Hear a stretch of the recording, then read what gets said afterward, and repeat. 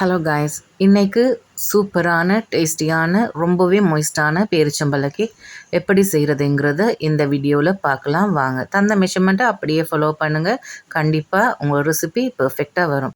ஒரு பவுலில் 4 teaspoon தேயிலைக்கு 3 cup சுடுதண்ணி ஊற்றி 10 மினிட்ஸ் ஊற வச்சுக்கோங்க.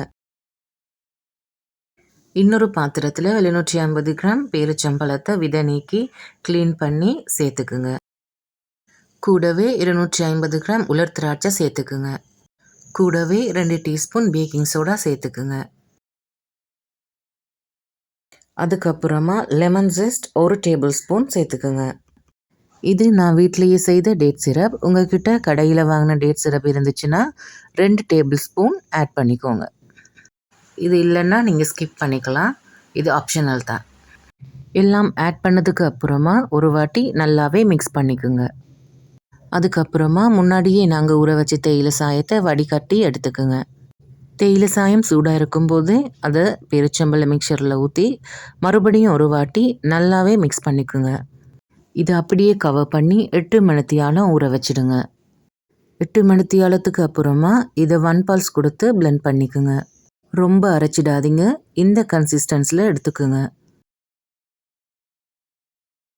இப்போது கேக் செய்கிறதுக்கு பெரிய பவுல் எடுத்துக்கோங்க.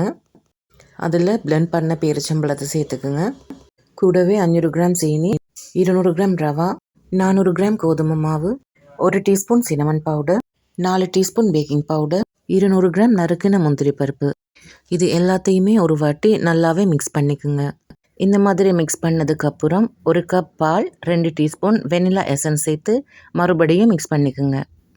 மிக்சிங் ரொம்பவே முக்கியம், அதனால் நல்லாவே மிக்ஸ் பண்ணிக்கோங்க. இந்த கன்சிஸ்டன்சி வந்ததும் 2 கப் ஆயில் சேர்த்துக்குங்க. இப்போது மறுபடியும் மிக்ஸ் பண்ணிக்கோங்க. பீட்டர் யூஸ் பண்ணுறதை தவிர்த்துக்குங்க. கையாலேயே விஸ்க வச்சு மிக்ஸ் பண்ணிக்கோங்க.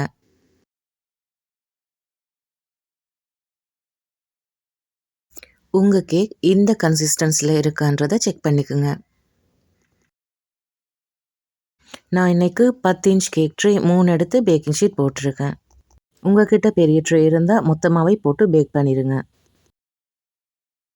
கேக் ட்ரேயில் 3/4 பங்குக்கு கேக்கை ஃபில் பண்ணிக்கோங்க. 4-5 தட்டு தட்டிக்குங்க.